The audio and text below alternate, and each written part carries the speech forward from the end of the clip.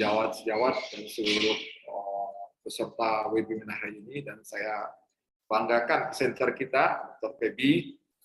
Ya, terima kasih atas kesempatannya. Hari ini saya coba untuk sharing, ya, diskusi mengenai persoalan yang sehari-hari kita temukan, ya, khususnya bagi mereka yang aktif, ya, orang muda, dan mungkin juga orang tua, ya, terutama bagi mereka yang suka olahraga. Jadi persoalan mengenai cedera lutut.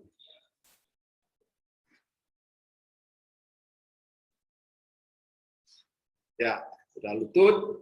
Jadi sport injury ini ya, bisa terjadi baik mungkin sedang berlatih, atau juga mungkin bagi profesional sedang bertanding, atau mungkin juga pada orang-orang awam, mereka sedang melakukan aktivitas olahraga ringan, ya.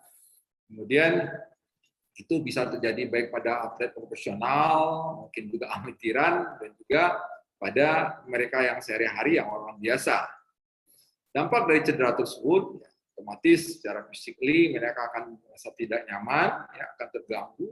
Secara psikologis juga bagi mereka-mereka yang ingin berprestasi, ya, dan juga dampak sosial bagi seorang, mungkin ya otomatis dia tidak bisa berprestasi lagi. Ini persoalan global, ya, di Australia juga ada sekitar 5,2 juta laporannya, statistiknya, dan di Eropa pun juga 20% dari cedera yang bersifat non fatal pada cedera olahraga terjadi kejadian sport injury. Kemudian persoalan atau penyebabnya adalah ada faktor internal seperti dari usia, jenis kelamin, dan juga komposisi tubuh, dan juga persoalan eksternal, kapan momen kejadian tersebut, untuk cuaca, kemudian permukaan dari tempat kita melaksanakan olahraga tersebut, dan juga soal aturan-aturan dalam olahraga tersebut, dan juga peralatan-peralatan yang sifatnya untuk proteksi dari daerah lutut itu sendiri.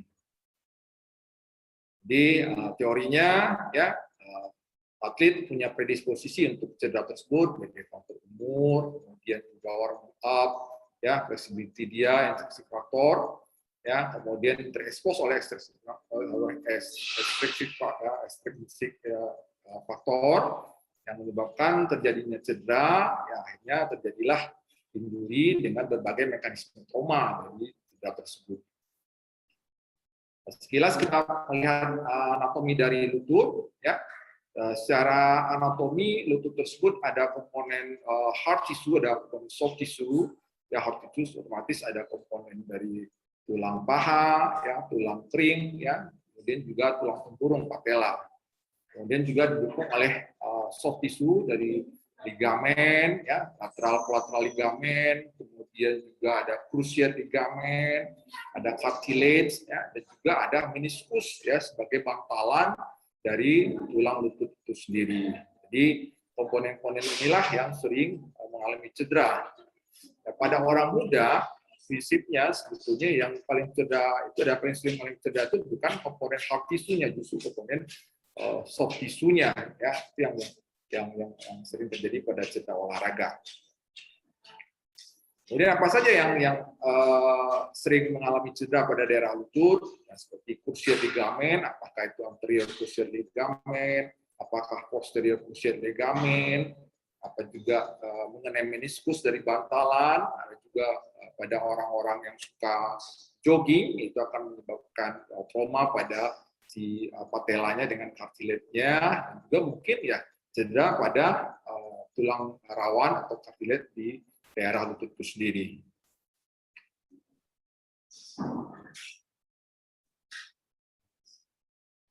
Kemudian ketika cedera itu terjadi, apa yang harus dilakukan? Atau dokter melakukan pemeriksaan fisik, kemudian juga mungkin X-ray, dan juga mungkin melakukan pemeriksaan penunjang lainnya, ya. Dan salah satu tool, ya, untuk menegakkan diagnosis secara objektif, ya, kita pada dokter ortopedi, pada mereka mengalami cedera pada lutut, akan melakukan pemeriksaan sederhana dulu seperti pemeriksaan X-ray, atau pada prinsipnya kita juga ingin lebih canggih lagi, ya. Kalau kita sudah yakin persoalan hard tissue-nya tidak ada, kita berpikir persoalan soft tissue-nya, kita sudah merekomendasikan untuk dilakukan pemeriksaan MRI, ya. MRI ini menjadi standar, ya, gold standar, ya, untuk kita memutuskan atau juga apa sebetulnya yang terjadi sehingga kita bisa memutuskan apa tindakan yang harus kita lakukan. Ya, dari tersebut juga akan kelihatan ya daerah jaringan-jaringan soft tissue yang mengalami cedera, apakah itu ACL, meniskus, atau mungkin juga lateral ligamen. Yang paling sering terjadi atau cedera yang paling sering terjadi ini saya batasi dari pembahasan hari ini seperti cruciate ligamen, salah satunya ACL. Jadi cruciate ligamen itu ada anterior cruciate ligamen, ada posterior ligamen, ada dua ligamen cruciate ligamen di dalam tubuh kita. Yang paling sering tercedera itu adalah ACL, anterior cruciate ligamen. Biasa pada mereka mungkin juga pemain bola atau basket ya, atau tidak tukang futsal ya. Pengalaman dari pasien-pasien sehari-hari di klinik di swasta itu biasanya mereka twisting yang terpuntir ya, itu menyebabkan terputarnya si jaringan tersebut sehingga mengalami cedera atau mungkin juga robek, apakah robek bagian, apakah robek sebelumnya. Nah, kemudian biasanya pasien dengan riwayat trauma olahraga ya dia mengeluhkan bengkaknya biasanya kalau ACL ini langsung bengkak terjadi ya, kalau meniskus mungkin beberapa sehari sudah itu ya. Kemudian dengan spesial test pun, dengan spesial test seperti power test atau tangan test akan didapatkan suatu tanda positif. Nah, selanjutnya cedera meniskus ya. Meniskus ini bantalan dari lutut itu ya, dia ada di daerah lateral, di daerah medial, daerah dalam, daerah luar ya. Dia ada komponen, ada zona-zonanya, ada zona white zone, ada zona red zone. Ini yang harus dipahami. Ketika dia cedera di daerah red zone, kita masih mungkin untuk melakukan red white zone, kita mungkin melakukan repair atau menjahit kembali meniskus yang robek tersebut. Kalau di daerah white zone, ya kita sangat susah sekali untuk berharap dia akan sembuh, sehingga biasanya kita lakukan meniscectomy. Ya, ini penting sekali karena kebanyakan pasien-pasien dengan keluhan nyeri kita lebih curiga karena faktor dari cedera meniskus dibandingkan dengan cedera-cedera persoalan cruciate ligamennya.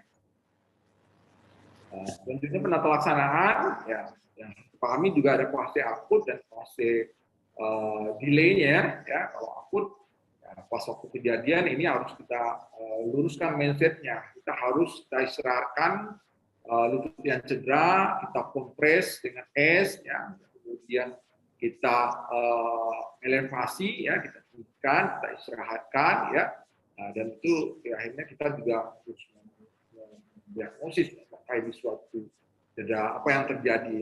Itu kita juga akan memutuskan apakah ini perlu dioperasi atau tidak, dan masih mungkin juga pada orang-orang mungkin tidak berkebutuhan khusus atau mungkin sudah operasi kita lakukan rehabilitasi. Saat ini ya sebetulnya tidak saat ini, sudah lama sekali. Ini kebetulan kita di Jambi, ya alhamdulillah di Selom kita sudah menyiapkan alatnya artroskopi. Jadi selain dari rumah sakit Ade Matahir di Selom sudah kita siapkan ya operasi minimal invasif ya. Tentunya ya bukan hal yang luar biasa, tapi alhamdulillah di Jambi sudah ada ya, dan kita berharap pasien-pasien sudah bisa kita layani di sini, nggak usah lagi harus ke luar daerah lagi. Jadi ini suatu operasi yang minimal invasif, kita cuma perlu 2-3 sayatan, ya lebih kurang sekitar 2-3 cm, kita masukkan kamera, teropong, ya, kemudian juga kita nanti bisa lihat daerah-daerah yang mengalami cedera. Otomatis pun, ketika kita sudah tahu daerah mana yang cedera, kita bisa melakukan rekonstruksi daerah-daerah yang mengalami cedera tersebut. Ya, jadi salah satu keunggulannya pasien masih bisa sadar melihat sendiri ya, di video apa yang terjadi pada lututnya, dokter akan menerangkan. Ya. Nah, ini kalau dia ini seperti cedera ACL, CL, ya ini sudah cedera meniskus pada tubuh. Ya, mungkin itu dulu pengantar dari saya.